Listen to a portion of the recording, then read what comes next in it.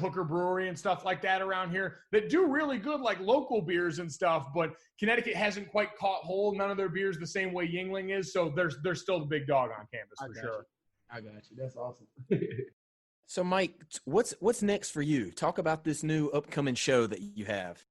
Yeah, so I can say full lifestyle switch, going from mornings to afternoons. I'm going to be on 4 to 7 Eastern with Chiney Agwumike, who is a current WNBA player. She's not going to the bubble this year down there getting started because she's dealt with some injuries in the past, and trying to ramp up that quickly just wasn't in the cards for her physically at this point. But so I'm going to be doing a radio show with her in the afternoon. She's been an NBA and a WNBA analyst for us at ESPN for the last couple of years now. Her and I actually got to work together the first time when I was still doing First and Last a few years ago. She would be in there doing Sports Center in the morning, and our boss said, well, you know what? We got 2 young people here who get along. Shanae and I had already kind of been friendly at that point. Let's, have her come in and do an hour with you, do the whole show with you a couple of times. And we just hit it off. We had really good on-air chemistry, which is, tough to come by sometimes. And it always worked well. She's super energetic, but and you guys know how this is, when you get great athletes, and Chiney was a college player of the year at Stanford, a #1 overall draft pick, a 2-time WNBA All-Star, she's a transcendent talent for basketball. A lot of times those kind of players have a tough time relating information to everyone else because maybe they don't know how they do it. They just know they can do it really well. Yeah. Chiney's got that gift where she can explain all that stuff in a way that not only people can understand who maybe haven't played it like that, but also that's really entertaining. And she's super energetic. The last time we were in studio with her, she made us all try baby food on air. She's just up for whatever. So it's going to be the 2 of us, a 30 and under crowd getting a national radio time slot is such a blessing and a cool opportunity. We're looking forward to try and make sure that, our generation has a voice in a lot of these conversations. And as the conversations around sports have started to become more about the conversations that affect the lives of athletes, the things that go on off the field and off the court, the movements that are so powerful right now being led by some of the best athletes, including Chiney, who's involved with LeBron James More Than a Vote group and is helping out in that effort. We want to make sure that we're representing for this age demographic in that time period while still talking sports. That's the one thing that we fall back on is we're both the people that were in the locker room leading these discussions with everybody, chopping it up in there and trying to bring that same comfort to that space so athletes will feel comfortable wanting to come and spend time and talk to us and do all that people can come in, our reporters, and everyone feels like they're just coming and sitting and chopping it up and talking sports with their friends. And that's at the base level what it is with me and Chiney, so we're both really looking forward to that. For sure. And I agree that that's kind of how me and Cody want to have our podcast. We want our podcast to just be open to everyone, all listeners, even though it's revolving around sports in some type of way. We want to reach, the average everyday person, even people who don't know nothing about sports. We want them to feel comfortable to come onto our podcast and listen. So no, definitely, man. And it's your guys' relationship. People come and they see oh man, these guys are really friends and they get along so well and do all that. It's amazing when I've started to pay attention to what I like to listen to. I love listening to shows, podcasts where it seems like the people genuinely like each other. And It seems like I'm getting to hang out with a group of people that I want to spend 2 hours of my time with. So hopefully we can be that. That's the goal. Yep, for sure. And I know I'll be tuned in, Mike. I'm a big fan of yours. So yeah, for sure. Same here. and now that it's in the afternoons, I ain't gotta wake up at 8 o'clock in the morning. I'm definitely tuned in. Hey, look, I know you're a little bit looking forward too. Man, I can say I don't know what to do with my life. Since I was, even going back to ball, you wake up plenty early for stuff, and then I start working at ESPN when I'm 25, and I'm getting up at the ass crack of dawn the whole time. Which everyone working around this industry, what you find out is everyone's done their version of a graveyard shift, and everyone's worked weird hours and all that. So you do all of it, but now I don't know what I'm going to do. Am I going to become a morning workout guy? Am I going to read the newspaper? I don't know how to do this. Oh, man. So you good, Cole? Yeah, we're good, man. You can hit them with your final 5. That's a bet. So today's final 5, once again, is brought to you all by Manscaped. Manscaped is the best in men's below-the-belt grooming. Me and Cody, once again, we've gotten our Manscaped in. We've definitely used it. I am absolutely in love with the razor, 3.0 razor. The best thing about it, like I always say, is it's waterproof. So I've gotten into the shower. I've done some shaving in the shower. get out of the shower and even do some touching up. It has a little light on it that can help you with guidance and stuff. The shampoo, the body wash, it all smells amazing. Your balls will definitely love you. They will definitely love you. But today's Final Five, I got 5 questions for you, Michael. I hope you like my ad endorsement right there too. But today's Final Five, my first question for you, Mike, is who's your favorite football team? Before becoming an analyst, before playing in NFL, like who'd you grow up loving? I grew up an Eagles fan, actually. Like, my dad played 9 years in the NFL overall, but was 6 years with the Philadelphia Eagles. I was born in South Jersey. Okay. And so when I started, becoming a football fan, I was growing up when, it was Andy Reid. They were going to 4 straight NFC championship games. Donovan McNabb was the quarterback, and it was Jeremiah Trotter on defense, Lito Shepherd, Sheldon Brown, all those guys, like some John Runyon playing offensive line there. Like, they had some dogs on that team, man. So it was Brian Dawkins and all those guys. It was fun to watch for sure. That's crazy. You said you grew up in South Jersey. I know I mentioned it earlier, but my mom was born in Camden, New Jersey. Like, all my family right now live in South Jersey, Paulsboro area, Deptford, West Deptford, Philly. Like, they all stay in South Jersey. So that's pretty dope. So what's the nicest place you ever traveled to, Golic Jr.? The nicest place I ever traveled to, I would say, like, as far as, like, you know what? I really liked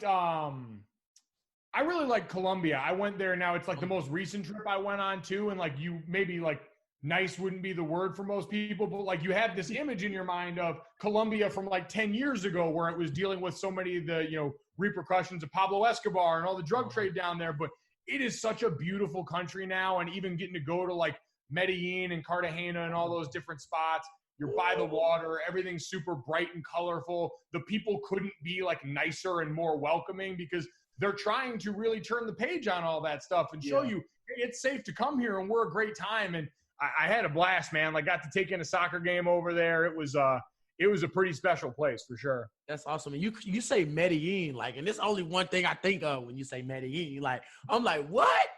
Like, Golic been in Medellin? Oh, yeah, I can say, like, and that's like, when I first told my folks I was going down there, because I was just, talking to my parents, I was like, I'm going with a group of my friends to Colombia. I'm going to go to Medellin. And they're like, the hell you are? Like, hey, Cody, when he said that, the first thing I thought of was my boy Shy Glizzy. I talked to Big Bro today. He said, let's go to Medellin. For real, it's in the song. Like, I know, like, rappers talk about it in music. I know why they go there. Like, oh, yeah. No, I can say a little bit different reason. Although I found out that if you are a large white person with tattoos, everyone is going to offer you drugs. Really? Like, I was literally sitting at some like little ceviche restaurant, and it was me and like one of the girls that was on the trip, and we were having lunch. And this dude's kind of like milling around out there, and he walks over and he just says, "What's up?" And people are kind of doing whatever there, and we're chilling. And he's like, "You guys doing anything later?" And he's like, "We got this bar around the corner. Like, we would love for you guys to come through." And then he like hits me with the slide app and kind of pulls me in. And he's like, "We got cocaine, weed, like everying you're gonna need in there." And I'm like, "Oh, like no mas, like I'm good on all that, man." But good. It is amazing. I was so like, because none of the girls were getting offered all of these drugs, and they kept coming up to me, and I'm like, damn, they are really looking at me like, oh yeah, that's the sucker. That's the one we're gonna give our like weird drugs. That's crazy. So I guess question number 3 for you though, Mike. If you had a superpower, what would it be? If I had a Superman, like, it's like the most like base level meathead thing. I'd love to be able to be the Hulk, like, to just be able strong. To like go super strength, all that stuff. Like, who wouldn't want to be able to step in front of a semi and just big boy that thing? Man, forget that semi. I'm gonna step in front of Gino like, what's up? Like, like, what's up now? Like, I'm about to get my face back. Yeah, go ahead and bring this bull rush real quick and see how it works out for you. Hey, look, just put my finger out there to hold Gino off and look this way to check on my tackle. Like, that would be amazing. I never thought of it like that. With our job, that would be absolutely. We would be paid, dog. I was just say exactly. Move over Zach Martin. There's a new highest paid guard. Like, what? I'll literally be the whole offensive line. Like, what's up? That's the thing. Could you imagine being a defensive end and getting ready to spin inside and thinking, oh, shit, they got the Hulk at left guard this week. Like, I can pull out with that.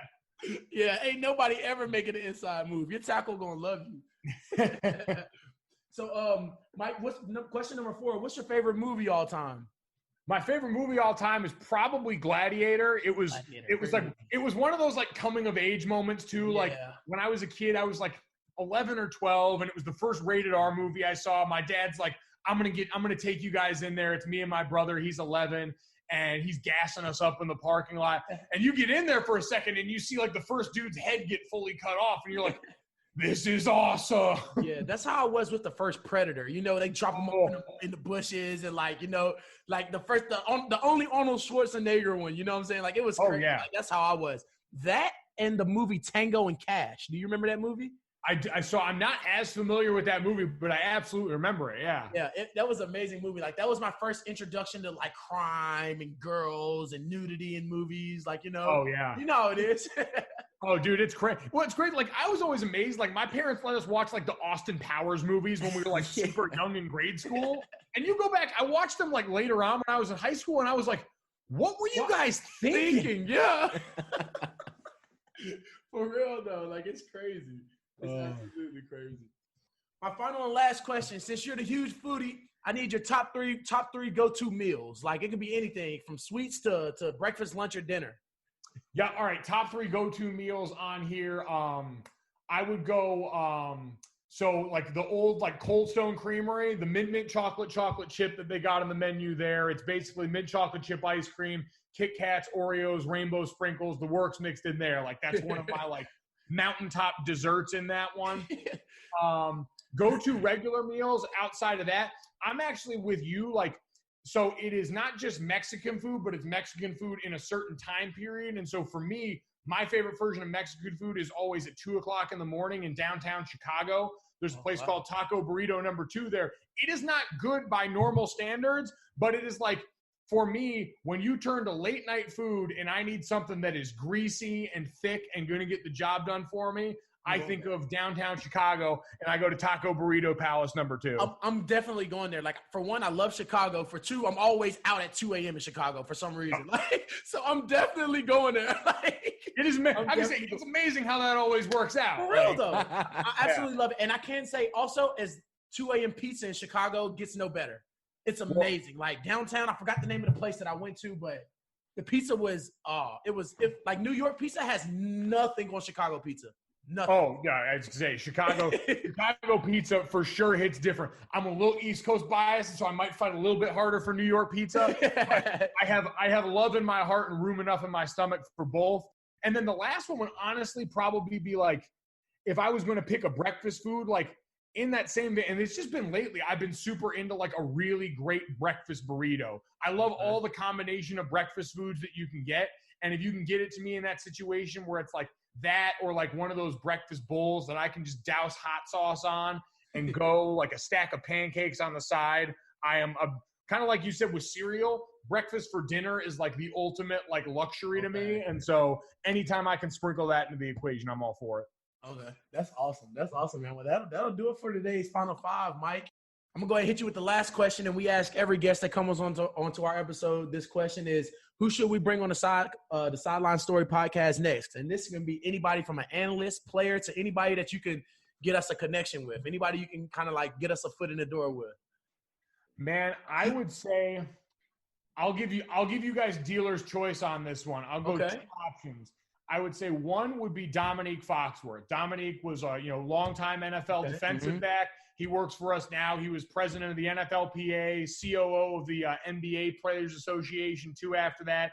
He's a Harvard Business School grad. Like, he is one of the like smartest, weirdest, funniest dudes I've ever met, and I love him so much. So he would be awesome because you can do so many different things with him. Or I would also say Adam Amin. Adam Amin was a play-by-play announcer that just worked for us at ESPN. He just left and went to Fox, but he does every sport known to man. He's a Chicago guy through and through. He's the voice of the Bulls on TV now, I believe, for Chicago sports. But it's like one of the most interesting guys, and like his background and journey through coming up in sports media is so interesting and so unique. And he's just like, he's just like one of my favorite people ever, but also such a like great storyteller, and he's so good at the job that like I think in this vein he offers a lot like that. Okay, that's awesome. Yeah, we definitely will reach out We'll and take however both you can connect us. Yeah, we